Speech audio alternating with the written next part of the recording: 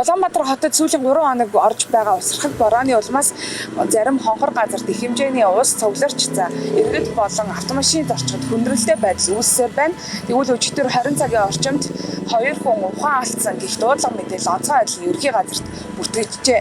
За тухайн дуудлага мэдээллийн дагуу Сонгон аргын дүүргийн 17 дугаар хорооны нутаг дэвсгэрт орших 32 дугаар байрны дэргэд байхын явгууны гарцсан дээр 2 хүн ухаан алдсан байдалтай байсныг олж тогтоон гэмтэл саваг судлалын үндэсний төвийн харьяа төлөхийн төвд хүргэж өгсөн байна. За урьдчилсан байдлаар цахилгааны утас борооны усанд орсон учраас 2 хүн гарцаар гарахтаа усыг туужж явахдаа цахилгаан зохиулсан байж болзошгүй гэдэг дүгнэлт гарсан юм байна. За яг одоо бид тэр гарцсан дээр ирсэн байна. Ингээд би та бүхэнд нөхцөл байдлыг харуулъя. За яг миний ард харагдаж байгаа тэр хэсэгт цахилгааны утсыг бөөрийн хилэн тавьсан байгаа харагдаж байна.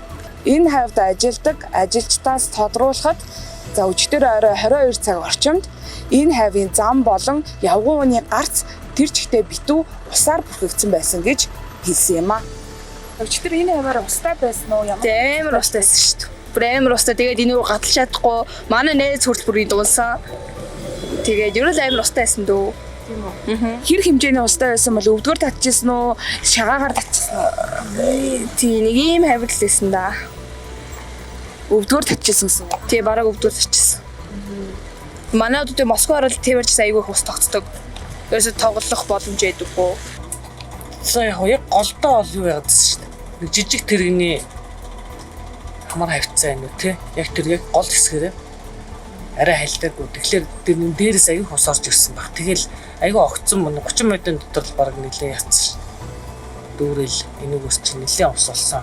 Тэгтээ гайгүй нөгөө нэг ирээс хоруулсан болохоор аягүй гайгүй болсон шүү. Хурдан дорой машина нэг яг шахраад Түүнчлэн тухайн Сонгон аргын дүүргийн 17 дугаар хорооны нутаг дэвсгэрт ус зайлуулах холой байхгүй байлаа.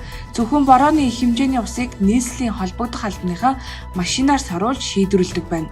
Улаанбаатар хотын төв хэсэгт ус зайлуулах хоолойтой ч захын дүүрэгт байдаггүйг нуулдаггүй. Магадгүй тухайн байршилд ус зайлуулах хоолой байсан бол хүүхдтэйгээ явсан аав ус туулалгүй, тогон цохиулахгүй ч байж болох үжээ. Харин ил гарсан цахилгааны утас кабелийн асуудлыг хариуцдаг Улаанбаатар цахилгаан түгээх газраас энэ талаар тодруулга мэдээлэл авах гэсэн боловч лавлах төвөнд бүтэн өдрийн туршид дуудлаганд хариу өгсөнгүй. Энэ мэдчлэн нийтийн эзэмшлийн талбай олон асуудалтай хүн бүр гэрээсээ гараад нүүр тулдаг учраас иргэд аж ахуйн нэгж бусад холбогдох албаныхан сайтар анхаарал хандуулах цаг болжээ.